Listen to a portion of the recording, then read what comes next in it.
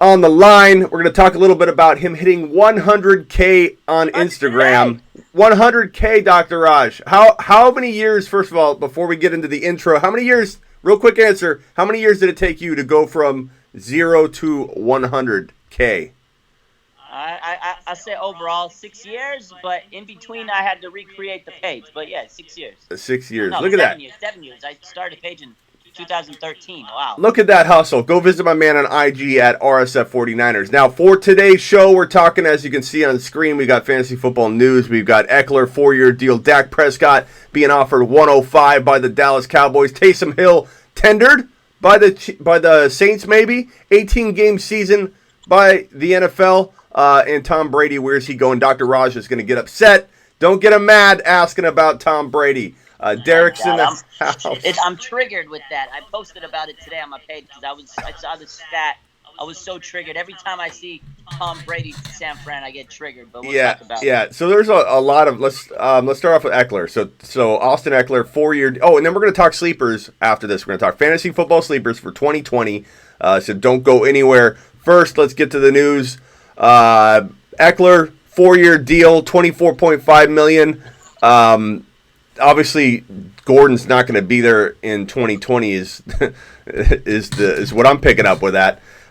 So, what are your thoughts on him? Is he in my opinion, he could be a 900 and 900 guy, or even if he is 800 rushing and like 900 to 1,000 receiving, I think he can definitely do that. The problem and the question I guess I have, if I'm going to cast any doubt on it at all or doubt on his value, is what's going to happen at QB for the Chargers? Who are they going to bring in? Philip Rivers was like Ben Roethlisberger to Antonio Brown in terms of laser locking on Ekeler. We don't know what we're going to get out of him reception wise without Philip Rivers. We've never seen Ekeler exist without Philip Rivers. So what are your predictions on his stat line? Like, give me like a 900 in like TDs and receptions, like if you had to predict. And what do you think about him in fantasy? Is he a second round type player for you in 2020? Because I predict his ADP will climb.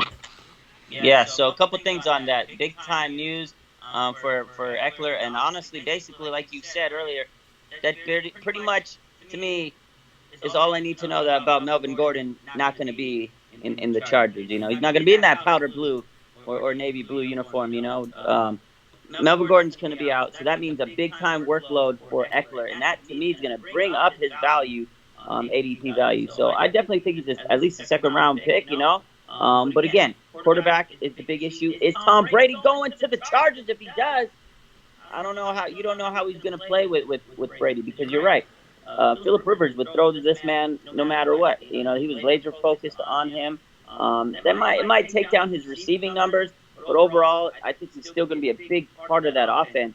And especially they give him that money, that pretty much, like we said, signifies that Melvin Gordon's out of there, and he's the lead back, he's the lead show. So I still think he can put up at least 1,300, 1,400, 1,500 even total yards of scrimmage, passing and rushing. Yeah. I think he's I could see it 900, but I would go down a little bit on the passing, maybe more 500, 600, plus the rushing yards 900. So that's why I say around that 1,300 to 1,500 range. So somewhere around there, I think he'll get at least 8, 9, 10 touchdowns.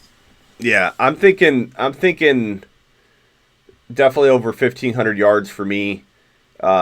Anything he loses in the receiving department, he'll gain back, I think, in a new extended running game that he's going to be introduced to, because they're going to roll with him as their every down back. He's never had to do that. He's like a 400 or 500 yard rusher max, in his old role. So even if he doesn't catch 100 balls and 1,000 yards, he could still be an 800 and 900 guy, in my opinion. And 10 to Now the question is, okay, so he's going to get more carries, he's going to get more usage. Will he wear down? True. Wear and tear. And that's the only thing you worry about. Is he going to be wearing down? So then you got to get his handcuff. Backup running back will be important. And then, like we're going to talk about later, the whole collective bargaining, 18 games, 17. If they have more games and he's running the ball more, is he going to break down towards the end of the season? So those are things I worry about with respect to injuries. I always put the injury twist on it. So let me see. I think I have an echo with the sound. So let me Let me go ahead and plug you in. Tell me, you guys, if this fixes the echo. I've got this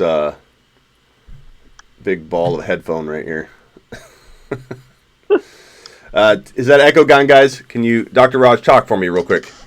Yo, testing. Echo. Can you guys, does that fix it? Okay. So, yeah, Ekeler for me, I think is going to be a second round lock for me. I think later second round if possible. Obviously, if I can get him in the third, I'm going to use ADP to my advantage and clean up with Ekeler in the third round. But in the second round, I think he has. A lot of people are going to probably be like, "Hey, I'm going to go ahead and say that Ekeler is climbing into a risky range in that second round." But I don't necessarily agree because I think he's in the like Dalvin Cook range right now, where I feel like he's still respected in the second round. Dalvin Cook was drafted in the second round last year, still respected, but people didn't really feel like he could be a top 5 running back. I think Ekeler has that potential, and he proved it last year. He was like top 5 in a lot of formats. So, for me, it's not that risky taking Ekeler in the second round at all. So Echo is gone. Okay, good. Yeah, no, I agree. That's a premium position, running back. You get top talent. He can be top tier talent. Again, they're giving him money, telling him basically, you're going to be our guy moving forward. You're going to be a feature back, if you still want to call it that. You're going to be a focal point of the offense. They're making him a focal point. So, honestly, a second round draft pick, second round draft price is not steep for him to me. Only can get better, and I think, like I said, there's so much questions with the Chargers, but that he's going to be a big part of that offense moving forward. So, honestly, you're right. Dalvin Cook was, people were like, Dalvin Cook can't be a top running back. And now Dalvin Cook's one of the top running. I think Ekeler has that potential. Now, can he harness it and take it to the next level? That's what we got to find out. Yeah. Okay, next up is Dak, $105 million offer by the Cowboys, which is ridiculously high, and it only, I think, ramps up everybody else's offers moving forward, and it just makes this thing out of control in terms of what guys are getting paid in the NFL. And remember the NBA was like, the NBA will pay like a big man, a really bad big man like $100 million. And it just set the tone for like what people are going to get paid. I don't know what contracts are going to look like 5 years from now. It's crazy. But Dak Prescott is a good quarterback. They need to lock him up. The Cowboys don't have a better option. He's got long-term value. It's a good fit. Like, he's a good QB. He deserves to be paid. But $105 million, it's just crazy to me that he's commanding this kind of cash. That's a lot, man. That's a lot. But that's the market, like you said. And it's the thing, being a Niner fan, I take a lot of credit. I take a lot of crap and a lot of heat from Jimmy Garoppolo because he got that big contract a couple years back. Yeah. After playing the 5 games, he hasn't been a star. But the market value, you had to get your man. You have to get your quarterback. Mm-hmm. And sometimes the market dictates it. And do I think Dak Prescott's worth that much? That's crazy. To me, it's crazy. Yeah. I think I'll say that he's a little overrated. But he's their guy. That's their franchise quarterback. You don't want to go back to the drawing board. You don't want to go into the draft and get an unknown. You don't know if these rookie quarterbacks pan out. And then it's going to cause tension in your team and distractions, media frenzy. Oh, they didn't bring back Dak. Oh, my God, the locker room's torn. The team respects Dak. The locker room respects Dak. And you pay him for that. You pay him for the leadership, for the respect. And I know a lot of people don't agree with the price tag. Yeah. It's crazy. It's a lot. But there's so many factors that go into it. I actually think it's not a big deal. Pay him the money. That's your quarterback. If that's who you think is going to be able to take this team to the promised land, yep, you pay the damn man money and you roll with it, because a quarterback is arguably the most important position on any football team. He's the leader. He's the captain. You got to pay him. You got to pay the captain. Yeah, they do need to lock him up. But if this was what it takes, it's what it takes. They're not going to win without him, so they have to do it. So they're kind of that's the market value. Held hostage to the market. Yeah. But so anyways, Mari Cooper, who knows if he'll be tagged or like what's going to go on with Cooper in 2020. What are your thoughts on that? He wants to stay in the Cowboys. He tweeted the other day, I want to be a Cowboy for life. I love the organization. I love being here. XYZ. He said all the good stuff. You don't always see that from these players nowadays. These players, they see the money signs, the dollar signs, and then they chase that bag, which I don't blame them, because NFL careers can be short. Injuries are tough. You want to get your money and have your cake and eat it too. But for me, it sounds like he likes being there. He likes the environment. He enjoys it.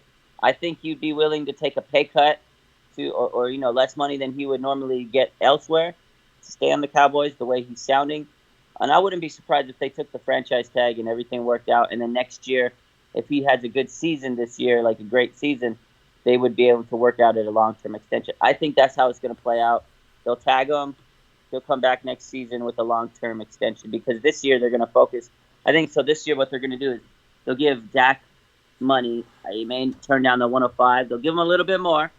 They'll franchise tag Cooper, and then if Cooper plays outstanding, they'll extend him long-term, and then you'll have Dak and Cooper for a long time. If Dak does it or Cooper doesn't pan out this year, then they can get rid of him. My boy Gallup, I believe, is going to be the number one wide receiver in Dallas, whether Cooper's there or not. That's my prediction, yeah. And I think that some people are on board with that. Some people think that's absolutely crazy. I don't blame you for thinking it's crazy. He's not like proven to be the number one yet, so it's kind of like a bolder prediction. I get that, but Gallup just feels like he could mature really, really fast in that offense. If they're without Cooper.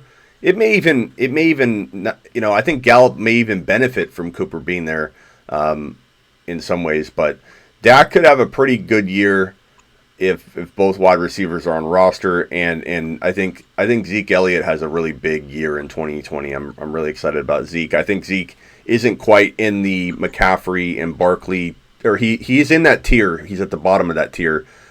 But I think Zeke's very, very capable of being what I like to call a two-headed monster. He could be capable of being one of those pieces in there. But man, I think I want a top 3 pick this year in pretty much any draft because I want McCaffrey or Barkley or Elliott. I feel like when I've done mock drafts so far in 2020, I've loved my teams the best when I've had one of those players as a core centerpiece of my team. So. Taysom Hill, will he get tendered with a first rounder in New Orleans? Is that the rumor? I don't know if that's official as of right now, but that's pretty much what they're looking. They're offering that chicken tender first round tender, not a chicken tender, first round tender. Get a straight foot. What do you think about that? What do you think about Taysom Hill? So here's my take on it. They know what they're doing. In New Orleans, I mean, in a general sense, they obviously have an amazing offense. They have good coaching. They're always like one step ahead in terms of some of that stuff, and I think that they've been posturing a little bit with how much they love Taysom Hill as a dynasty cornerstone to get Breeze to come back, and they've a lot of stuff gets twisted when people interview coaches and stuff. So I don't know that they fully believe this guy could be their future. He's never thrown a touchdown pass in the NFL. Never. And I'm not saying you can't judge like a rookie who's never thrown a touchdown. You can't. You don't know. But Taysom Hill's played a lot, and he hasn't thrown a touchdown pass, so it's pretty hard for me to say, hey, if he had to start multiple seasons and become an NFL QB, would he go the way of Tim Tebow? Because he just hasn't thrown enough to even, know what he's capable of doing. But I will say this, in the same breath, I'm almost saying something contradictory. I think that if Breeze went down, Taysom Hill would be effective enough to make this team win because it's so good. They have so many, pieces.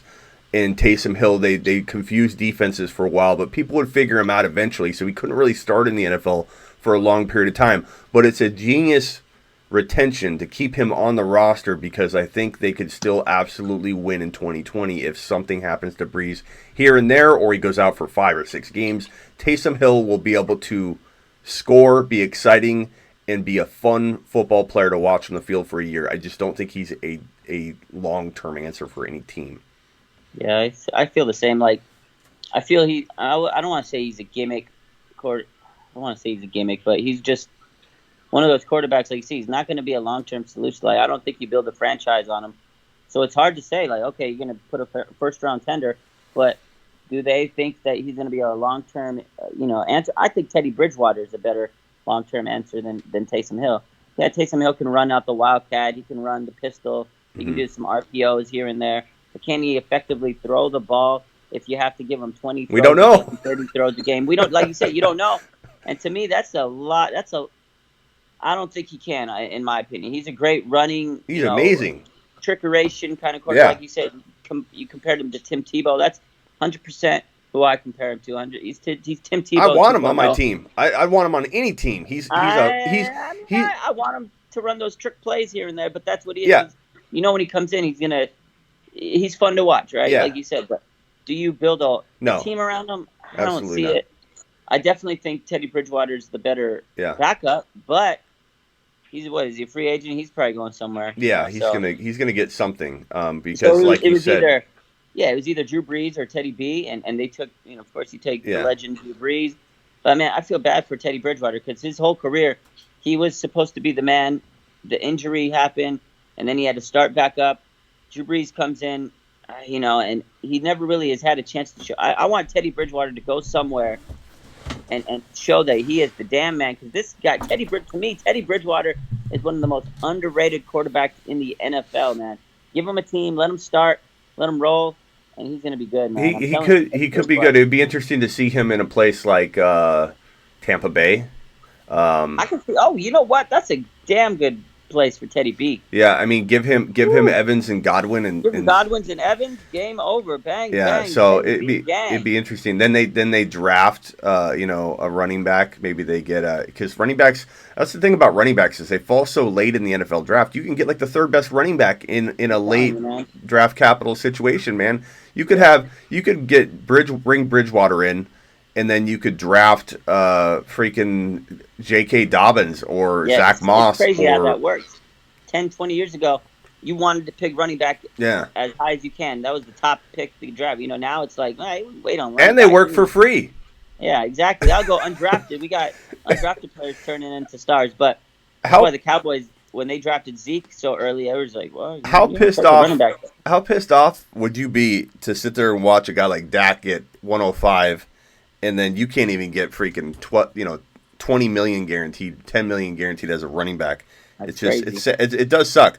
But these running backs like Melvin Gordon, Le'Veon Bell are not proving anything by holding out in waiting a year. Man, they're not making a statement. No one's reacting to this in the NFL. No one's going, "Oh crap, they're calling our bluff." They move on. They're gonna move on because they can get running backs are shelf life. Where they flame out, they have a short shelf life. They flame out quick, and you can develop a running back a lot easier. Like you could turn almost anybody, not anybody. You could turn a lot of these players if you're athletic enough and you got the stamina. You can play running back, and develop that ability compared to a quarterback. If it was these quarterbacks that were holding out, it'd be a whole different story. Or if it was defensive ends, like if it was like a Nick Bosa, J.J. Watt, those types of players, and Drew Brees, Tom Brady, those types of players, we'd have a whole different story. But running backs like, okay, Le'Veon Bell, go ahead. We got James Conner, boom, and look what he did. You know what I mean? So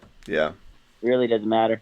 I'm curious what Taysom Hill is worth in a super flex league. So in a 2 QB league, he's got some value, but right now you don't really know what his role is. So I would say he's not going to play every down. You don't know if he's going to get you.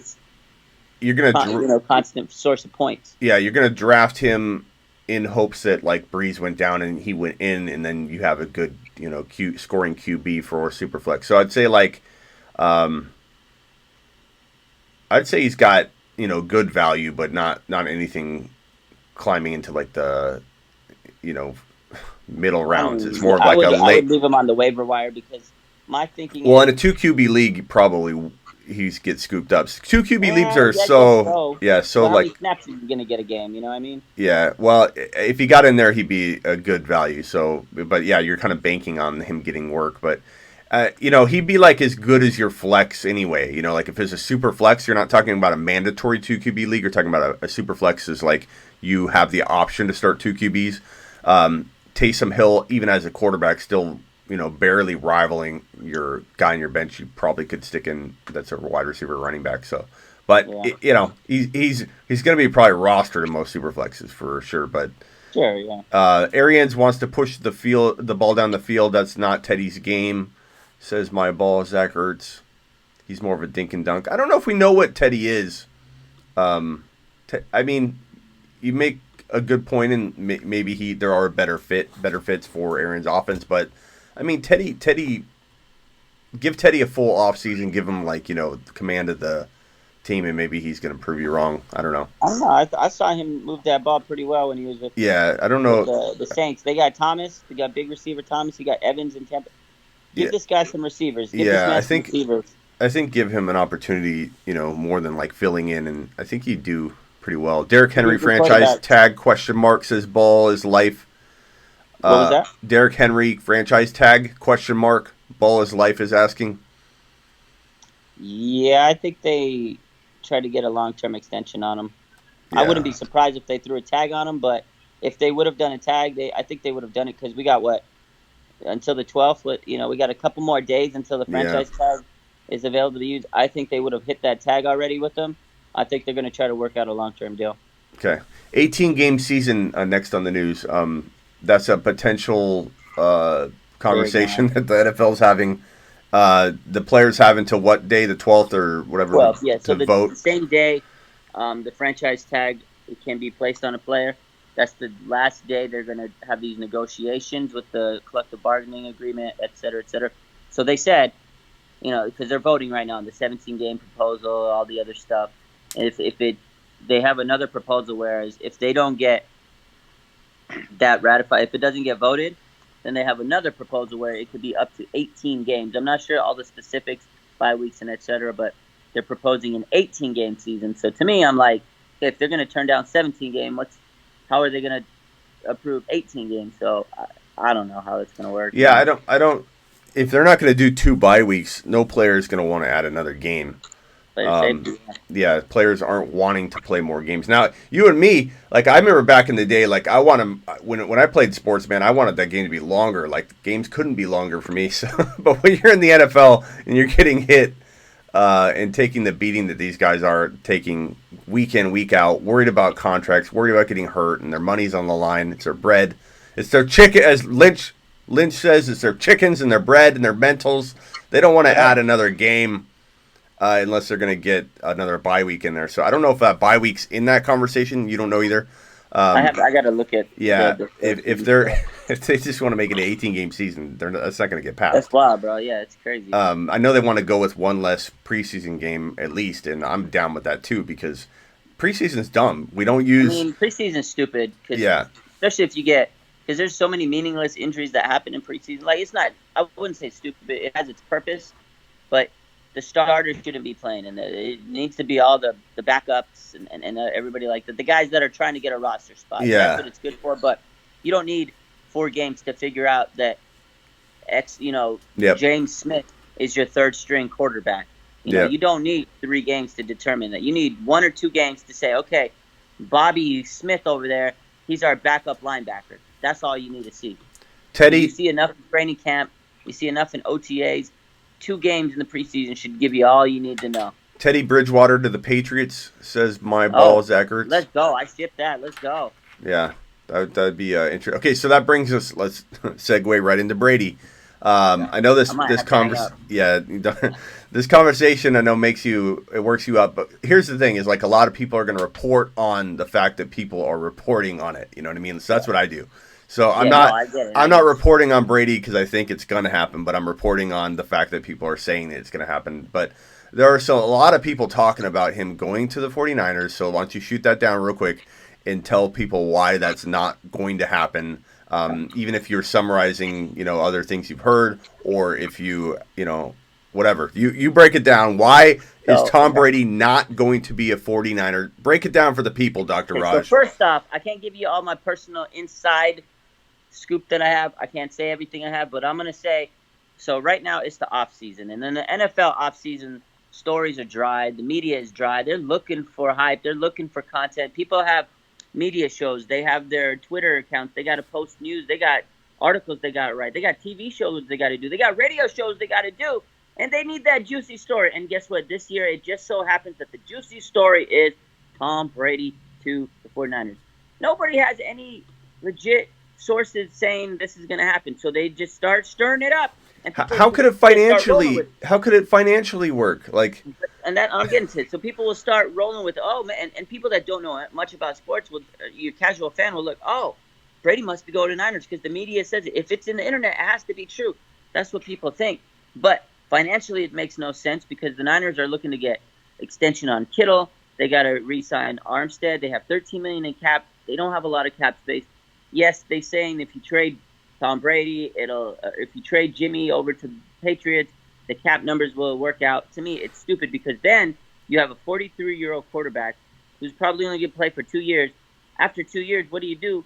It makes no sense there. And then the locker room, it'll tear up the locker room cohesion. And we have one of the strongest locker rooms in the NFL. But going back to the whole media, is they're stirring these stories up. And a week ago, or a week and a half ago during the Combine, John Lynch and Kyle Shanahan both said, we have Jimmy's back, 100%. We're rolling with this guy. That's our guy. We have so much faith in him. The best is yet to come.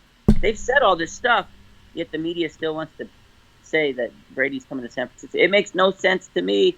But I can sit here until I'm blue in the face and explain it. And like I said, I have a lot of reasons where I know why he's not coming. And to me, again, Brady, maybe he wants to come to the Niners more than the Niners would ever want him right now. If this was 5 years ago, Tom Brady, it would have been a done deal already. I'm telling you that. But he's 43 at the tail end of his career. I don't think people want to accept that he's not what he once was. He's a great quarterback, but he's fallen. He's older. He's 43. He's kind of a statue in the pocket, and I know it's a win now mode. People say, oh, if you get Brady, you go to the Super Bowl. I don't know because we play in a tough division. Last season, Brady took some big hits. He wasn't what he was in the playoffs. He fell apart.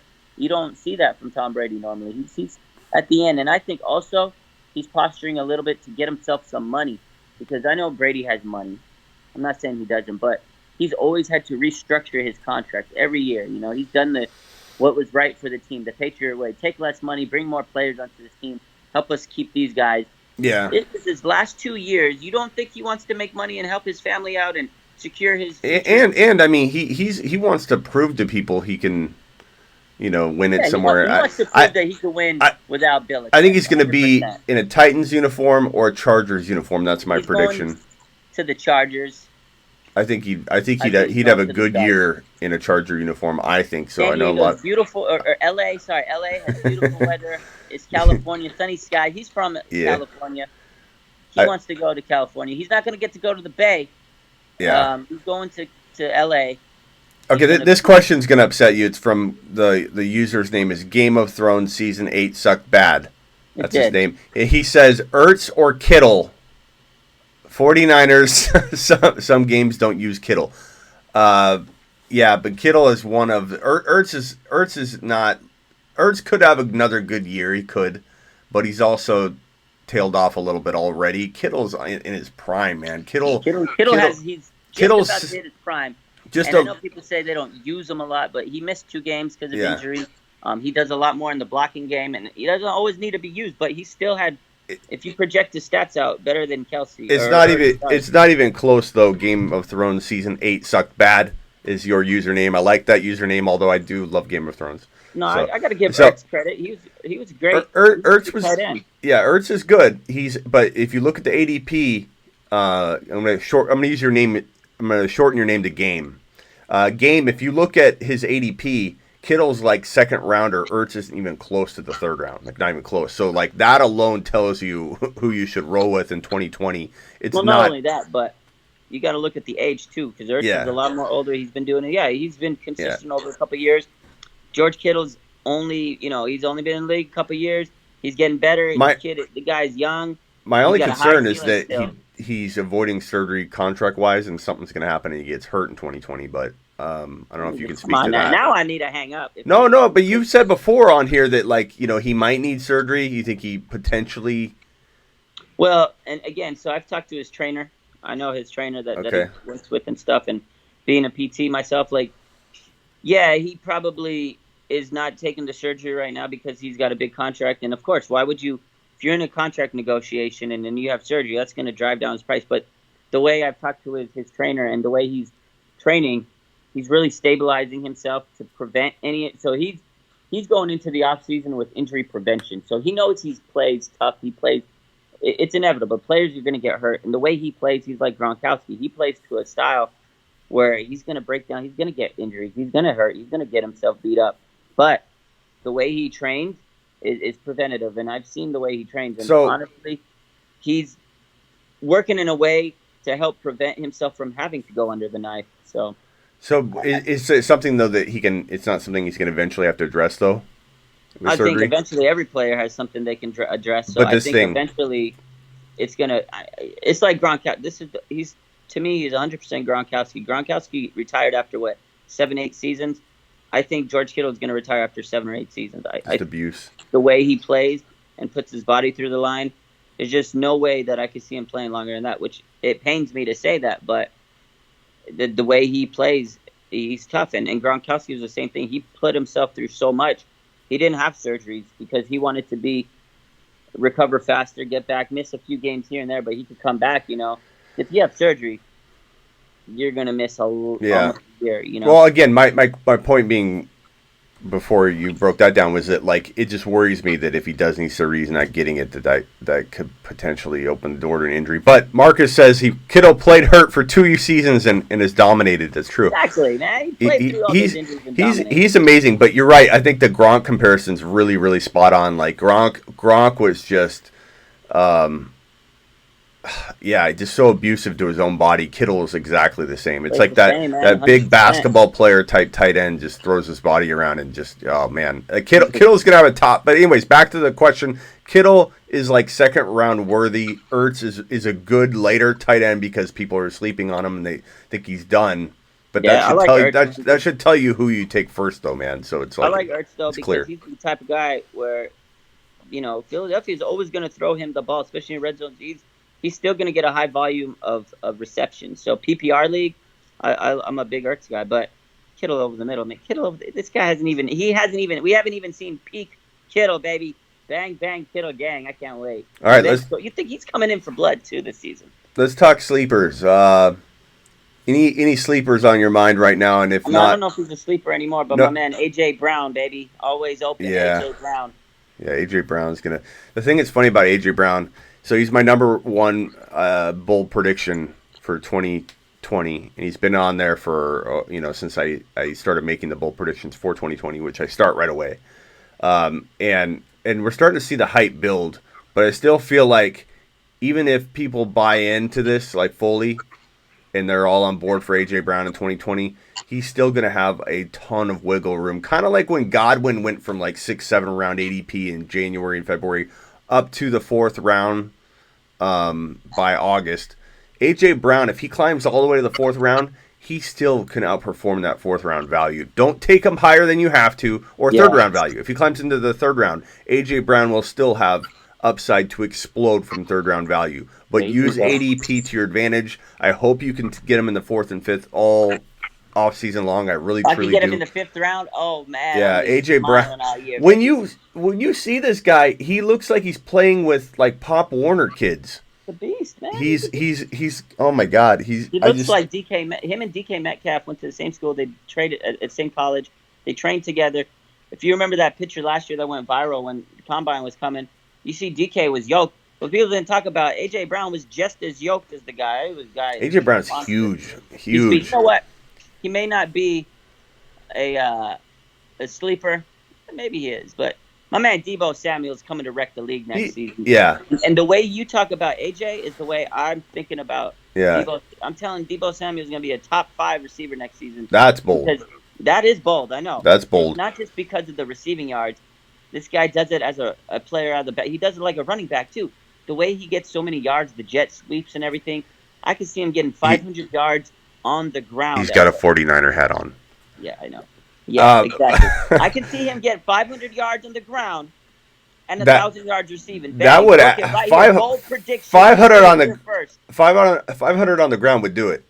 So we'll see. That's a good prediction. The only problem, if he got that on the ground, that would alleviate my concerns of him being limited in the because the 49ers are only going to pass so much. Like he can't be a 100 catch receiver. I don't think in that offense, in my opinion. I think he can, but they just don't throw the ball enough because they run the ball so much. But that's what I think is going to happen in 2020. But if he gets 500 yards on the ground, which I'm not predicting, Dr. Raj is, but that's freaking a dope prediction. That would alleviate my concerns there. But I think AJ Brown is in the mix for top. I'll even say it, top like 1 to 5 production. Debo's season next season is Debo's season. I'm gonna tell you right now. Well, I wish you didn't like AJ Brown because then I'd be betting you AJ Brown versus Debo. But it sucks because you also like AJ Brown. AJ Brown though, because I was a big fan. Yeah, my top. I love Debo too. About this, my top 3 last season was Debo, AJ, and N'Keal Harry. Those are my 3 guys. Yeah, well, if you remember, we talked about Debo together a lot because I had him on my Dynasty Bowl predictions for being the next Steve Smith type of wide receiver, and he's amazing. I love Debo, but AJ Brown to me is top 5 bound, and I don't feel like Debo can be there because of his situation, but I think he's definitely going to be if you buy Debo Samuel because his ADP is so much further than AJ Brown's is right now. Yeah, you're getting a bargain. That's my big time sleeper. Debo season, baby. Debo fits into my wide receiver draft approach where I tell everybody to go 0 wide receiver. What 0 wide receiver means is a little bit different to other people, but 0 wide receiver strategy, for those that don't know, is when you don't take a wide receiver within at least the first 4 rounds, 3-4 rounds. So 0 wide receiver strategy would be where you're building only running backs and a quarterback, or tight end and a quarterback and running backs. Typically, people do running backs only, so they go running back, running back, running back, and that's a 0 wide receiver approach. Then they draft their wide receivers. One of my favorite strategies in 2020 is to scoop up 3 or 4 of these wide receivers, including Debo, McLaurin, AJ Brown, Hollywood Brown.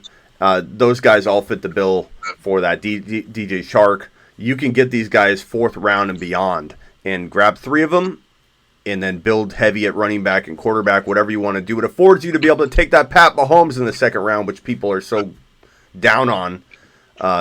Yeah, people get so upset about that. Like, why do people say taking Pat Mahomes? This gets me as mad as Brady gets. The whole Brady conversation gets you. I get upset over this. Why do people act like taking Pat Mahomes in the 2nd round's a mistake when his they say, oh, you don't do that. People don't take Pat Mahomes in the 2nd round. Why is his ADP in the 2nd round? Know, why not, his ADP is in the 2nd round for a reason, because there are people that believe it.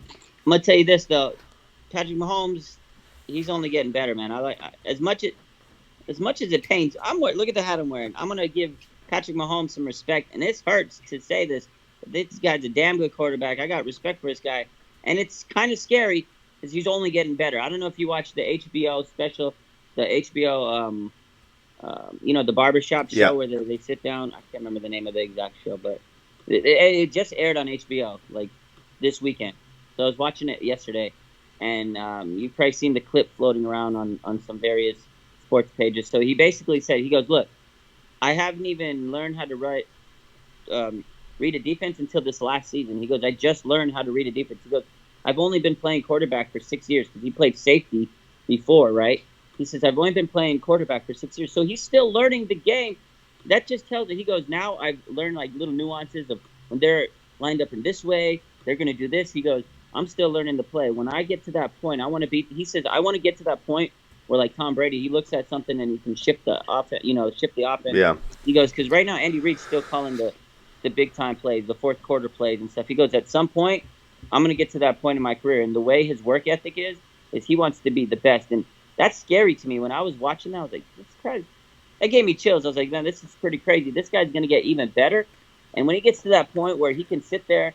Your defense is lined up, and he's like, okay, they're going to run this. Yo, Tyreek, I need you to do this touchdown. And then it's going to be instant touchdown. Like, he's going to get to this point, and it's going to be automatic. Nobody's going to be able to stop him. When you build a dynasty team, my number 1 advice for anybody is to focus on getting, like, a Pat Mahomes on your roster, because that, in a dynasty format, that guy is going to be there for you for over a decade. Yeah, he's going to And be he's so going to good, man. score you what is probably going to most of the time be a top 1 to 5 overall scorer in your format. And this is especially the case in a 6-point TD league. But why people aren't attacking in a dynasty startup a build that revolves around Patrick Mahomes is like head scratching to me. Yeah, he's It, going to it's get you at least it. like 50 points a week. That's such a head start I I against hate to anybody. yeah, and I hate to break the news. This is going to piss people off. They're going to get upset, but Pat Mahomes in a dynasty startup has first round value, but a lot of people just refuse to accept that. So his Yeah. ADP is driven into the second round, and that's great news for you. Nobody should be taking Pat Mahomes in the first round because you don't have to. But I'm here to tell you, Pat Mahomes is deserving of a first round ADP in dynasty startup, and people just aren't willing to go that route anymore. And that's great news for anybody that wants to build a dynasty startup around the QB. But 10, 12 years, why is that not attractive to people in a dynasty startup when you're capable of outscoring every other player? Yeah, the core quarterback position's deep. You can get a guy in the 7th or 8th round. Well, you know what? You can get a Debo Samuel or a Chark or McLaurin in the late rounds that could replace the wide receiver you're taking in the second round instead of Pat Mahomes. It's the same song and dance. It's just flipped on people. Like, Yeah. how is it not the same argument to say instead of taking a Keenan Allen, I'm going to take the next Debo Samuel, or I'm going to take McLaurin in round 5 or 6 instead of taking an Evans in round 2? How is that not the flipped script? Same exact thing as taking Pat Mahomes in a later QB. It's like it's like I argue this with people all off season long, every single off season, and people still regurgitate and spit up the same thing. Blah, Smitty, taking a QB early is bad, don't you know? Yeah. It's like, Everybody has their opinion. They're so tough on it. But again, these types of quarterbacks, and we've talked about Mahomes, Watson, Lamar Jack, those guys are going to put up big time points. They're going to run the league, man. Like, there's a reason why they're so good. You grab one of those guys, and if you can get somebody with, sleeper potential, like you said, you get AJ Brown a little later, 5th round maybe. Get a little Debo Samuel in the 8th round. You get McLaurin in the next year. Like that receiving, if I had a receiving core of AJ Brown, Debo Samuel, and Terry McLaurin, and then I have Patrick Mahomes at quarterback, and then let's say I get two really, like, maybe Ekeler at run. Look at that damn team. That's pretty scary. yeah.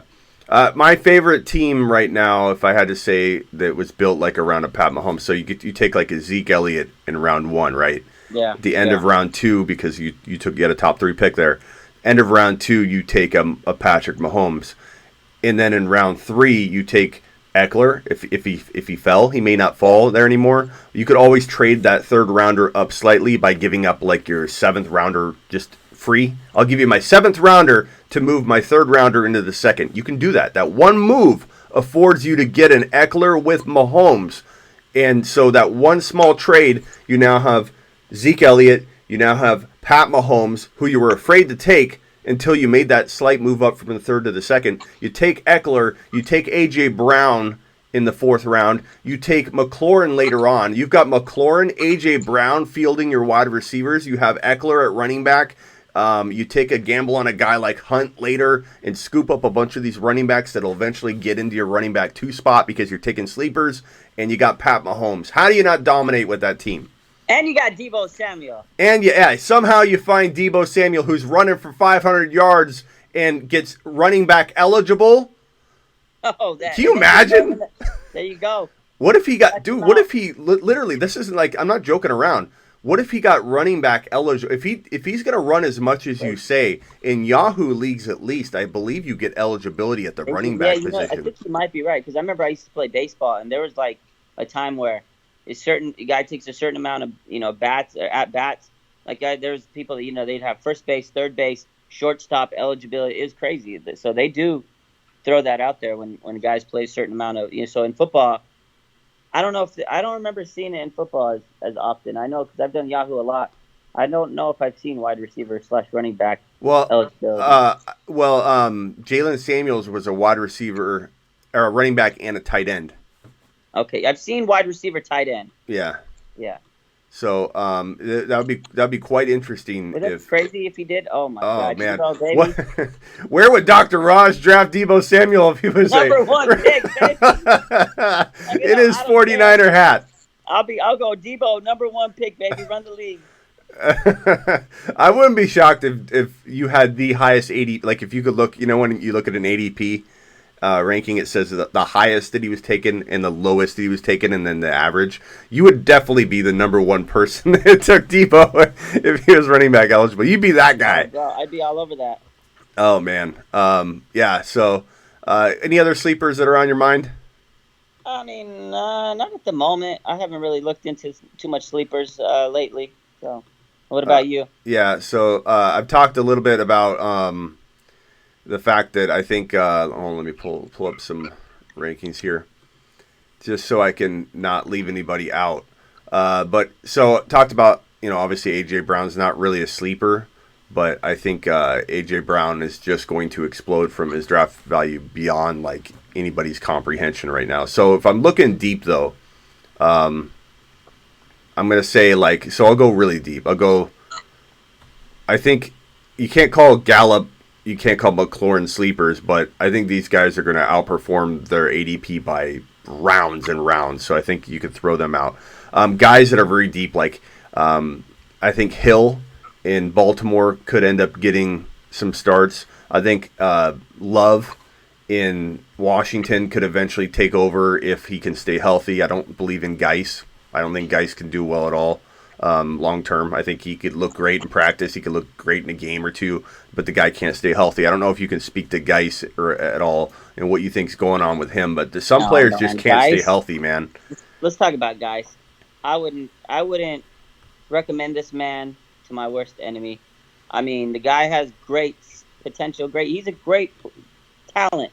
No disrespect to him, but he's a walking injury. I don't. The guy's had knee injuries on top of knee injuries, and just leg injuries, and no, man, you pass on Geis, man. I don't care if he says I feel the best I've ever felt in my life. I'm ready to roll for 2020.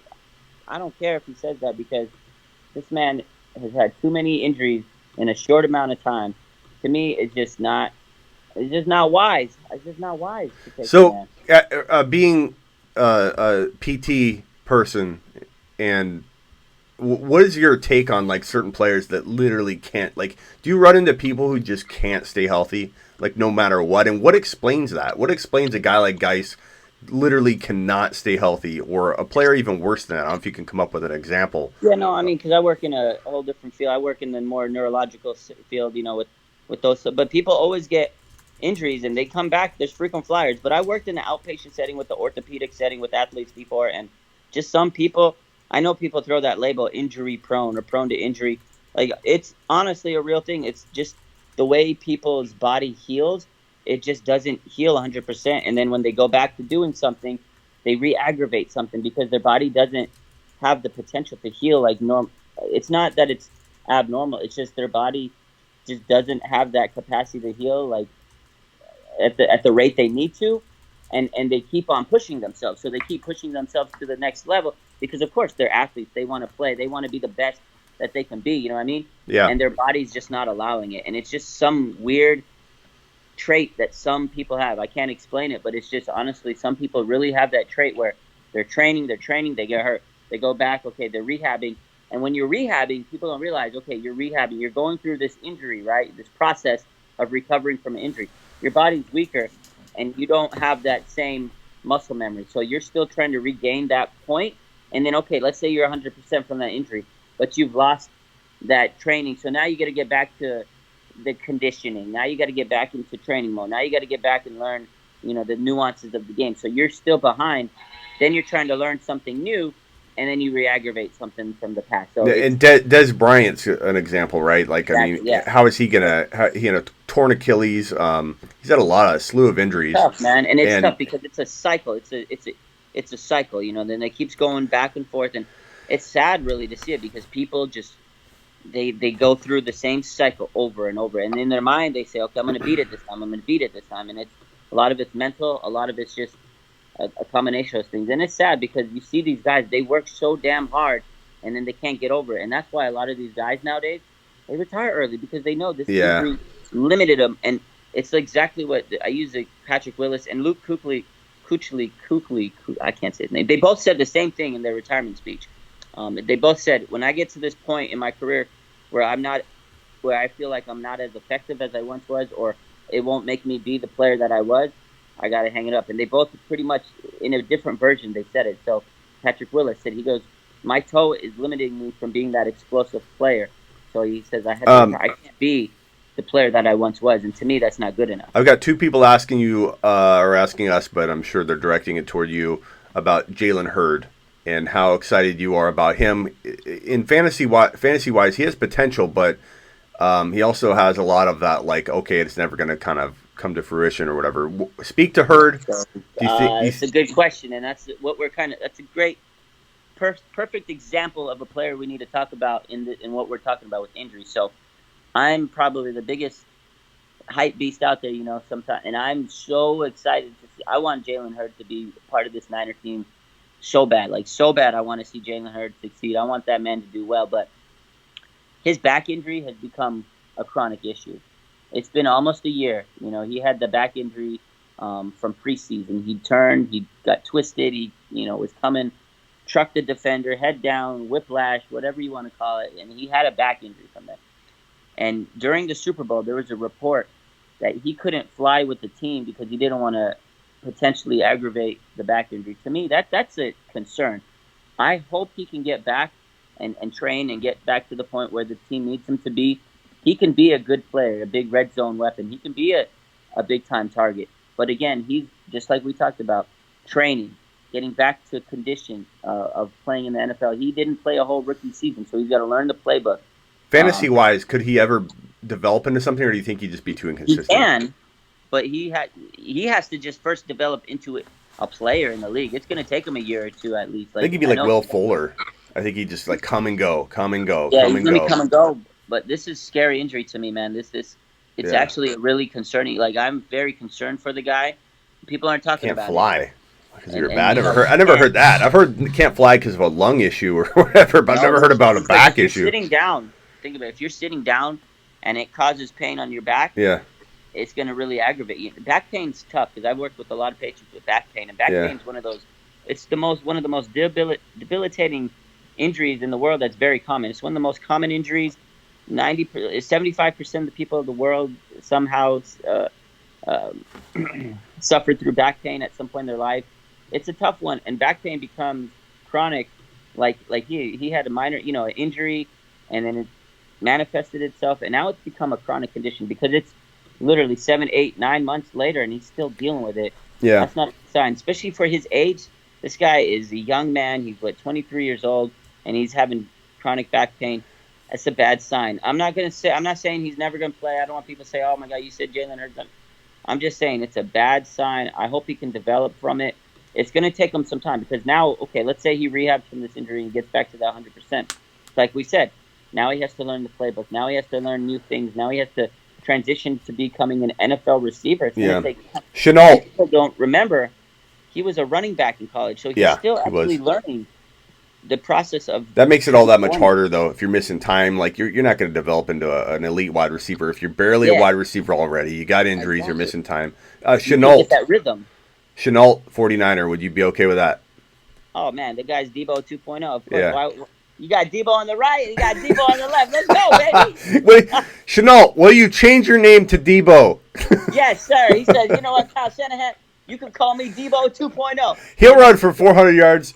Debo will run for 500. You'll have 1,000 yards between the two of them almost. 900. Let's go, baby. If I had two Debos on this team, oh my! If Kyle Shanahan, listen to this. If Kyle Shanahan had two Debos on this team, you want to know how disgusting this team would be? I mean, you'd run motion. So it'd be run motion to the left. Debo's come in motion, and then you got Chenault, Debo 2.0, run a motion to the right. They cross motion. Yeah. And he's like running, throws it off to Debo, who pitches it to Chenault, who drops back. He passes it to Trent Taylor. I mean, come on, man. Oh, you just got it. You got Dr. Raj excited ball his life.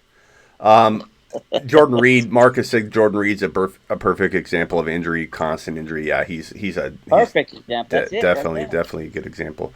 Okay, deeper wide receiver or deeper sleepers.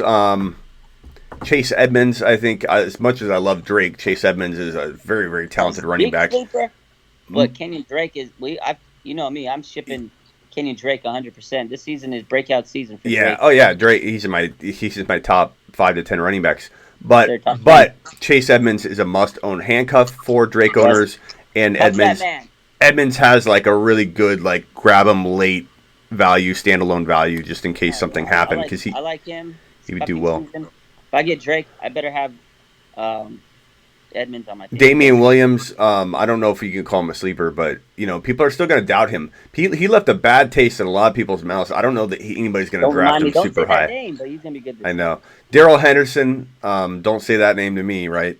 Why they didn't use him, I don't know. I'll go on a rant. At how not wrong I am on Darrell Henderson. Most electric running back to come out of college in a long time. People don't understand. You're late, baby. I hope I'm a year early. Because Todd Gurley's garbage. He's done. He's done. God, I hope Darrell Henderson gets a shot. Lat Murray always has a little bit of upside. He got some juice in him. I'm looking deep. Alexander Madison. I mean, if Cook went down, Madison would be a top 10 running back maybe top 6 to 10 without question. Raheem the Dream, top 10 running back. Not sleeper, but worth talking about. You're on the show, bro. You better go get Raheem Mostert on your team this year, baby. Yeah, Mostert, go get him. Those are some sleeper. And I'm going to tell you another sleeper right here. Jeff Wilson Jr. Remember the name, Jeff Wilson Jr. He's the TD guy. The TD guy. Yeah, the TD guy, fourth-string running back. But I think Shanahan's got some big plans for Jeff Wilson Jr. Yeah, the problem, though, with Shanahan is that he has big plans for a week or two. Then he goes to the next guy, running back. Remember the name, Jeff Wilson Jr.? But yeah, he scores touchdowns, so wouldn't shock me if he had some TDs in 2020.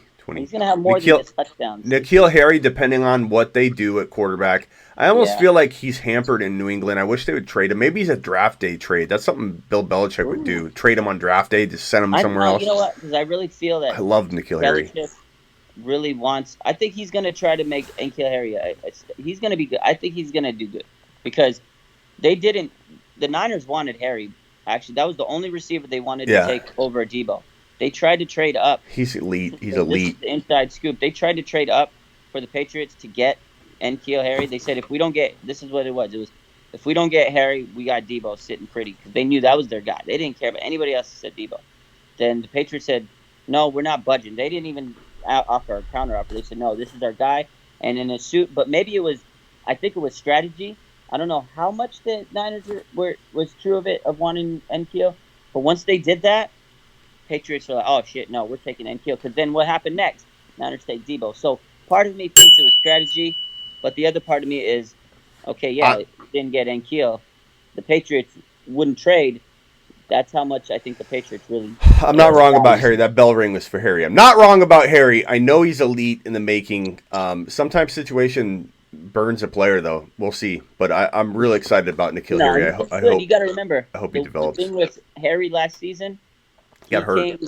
Yeah, he had injury. So it's the same thing. Jalen Hurts. Yeah. It takes that time to develop because a rookie in the NFL, it takes time to develop. If you miss OTAs, if you miss training camp, it's going to be hard to catch up, man. Debo, he had some ups and downs through the year, but towards the end of the year, boy, Debo was cooking. 500 yards running next season. Gallup, McLaurin, Hollywood Brown, these guys aren't like deep sleepers. I know everybody gets upset when you're like, they're not a sleeper. Like everyone wants sleeper to be somebody no one's ever heard of. Like there's different that guy that they can pick. There's different tier. Yeah, in my I own Sleeper U. I can do what I want with the definition, people. And I'm saying I have different tiers of sleepers, right? So my tier are I have big name sleepers. You could have a sleeper sleeping in the second round. If people are sleeping on him, then he's a sleeper. That's my definition. I have. He's sleeping on Noah Fant. Yeah, Fant, I like Fant. Hawkinson, people are sleeping on him. People are sleeping. Boy, he's going to be a beast this season. Hawkinson's going to be a beast. People are sleeping on Marlon Mack a little bit. Like again, sleeper does not mean you can't be unidentified in a lineup. I think Kareem Hunt could end up being a sleeper, especially if he's retained in Cleveland. Because I've talked about this a ton. I drafted Nick Chubb in the '96 team league. I think Stefanski coming over from Minnesota is going to be amazing for Nick Chubb. First of all, look what happened to Thielen. Look what happened to Diggs with Stefanski in Minnesota. He dialed back that passing attack and ran everything through the running game. And I think Nick Chubb is going to get 20 to 25% more receiving yards and touchdowns, and he'll get 1 or 2 touchdowns, but 25% more receiving yards and receptions. Stefanski's not going to use 2 running backs in the way people are thinking. He had 2 running backs, elite running backs. Madison was an elite running back. He is. I think Madison could be elite in the NFL. He had 2 running backs. He ran Cook so much he had to use Madison, but he gave Cook enough work last year in Minnesota that you weren't worried about him losing touches to Madison. They just ran so much. So Kareem Hunt, to me, if he does get retained in Cleveland, is a amazing handcuff to Nick Chubb, and it gives you a top 5 lock at running back. But the great part about Kareem Hunt staying, if you want to look at it that way, of course, I would probably prefer that he's not there, I guess, for peace of mind in terms of the workload for Chubb. But in the end, I think it's a good thing disguised as something different, because it's a good thing because if you have both of them and something happens to Chubb, who's an aggressive runner, big frame guy that grinds it out between the tackles in aggressive fashion, if he goes down, you don't miss a beat with Kareem Hunt going into the lineup. So it's like a secret weapon type stash and handcuff. But my point here is that Kareem Hunt standalone value in Cleveland will be sneaky good, and if you should grab him and hold him in 2020. He's a good stash to have. I agree. All right, Dr. Raj, I think we'll put a wrap on it. Hour-long show today. All right. Any final... so go follow Dr. Raj on IG at RSF49ers. He just hit 100K. 100K. Congratulations, man. You've worked hard. Don't forget about us. Couldn't believe it, man. 100K. Feels great, baby, but we got to keep going. And Jimmy Garoppolo will be the starting quarterback for the San Francisco 49ers. Don't listen to the media. They only want to feed you garbage.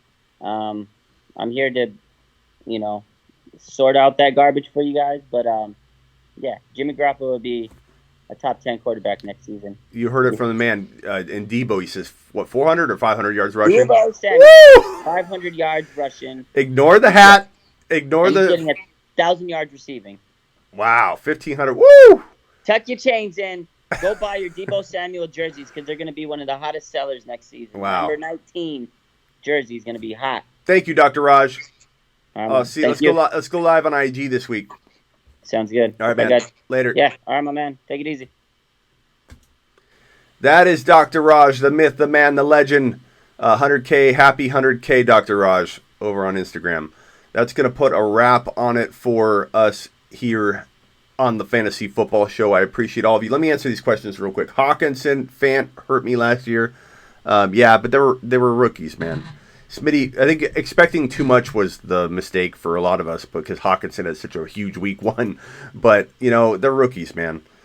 Love Higbee as well. Top 7, Swift, Taylor, Dobbins, Akers. Let me put this up. Dude, yeah, this is a sick rookie class, man. Hawk and Fant should both be studs. They both are going to be really, really good. They sleep on Higbee. It's true. Cowboys choke like always, bro. Ha ha, says Marcus. Love Akers. 49ers regress and Cowboys rise. Throwing all these on the screen here. Cam Akers is getting slept on. Yup, you're right, Smitty. Still sleeping. Sleepers, man. Deep names and deep sleepers. Damn it. Ha ha. Thank you, Marcus. N'Keal Harry. Checks every box. He does. He's going to be elite. N'Keal Harry will ball out this year. Yes, he will. Niners, Coleman. What is this? Have Coleman, Breda, Mostert, McKinnon, Wilson. Crazy. Good group of running backs. Yeah, it's tough to trust them, though, because I have so many of them. Where should the Browns wide receivers be drafted? With Stefanski in Cleveland, not very high. That's a bad thing. Maybe Odell does well, but this is not good for the passing attack in 2020. Stefanski's going to funnel everything through the running game, much like he did in Minnesota, which is why you saw Thielen tail off. You saw Diggs be inconsistent and tail off. All right, guys, I appreciate all of you. Let me get rid of some of these so I can see you. So I can say goodbye properly. All right, here we go. All right, guys, subscribe if you haven't already. Hit that thumbs up on your way out the door. It really helps the channel grow when YouTube knows that you guys are liking what you're seeing. But hit subscribe, tell your friends, tell people at the water cooler, walk into a sports bar and go, thefantasyfootballshow.com. Tell people about it. 96-team league is going right now. We are through round 1. I took Nick Chubb at what equates to about 7.2.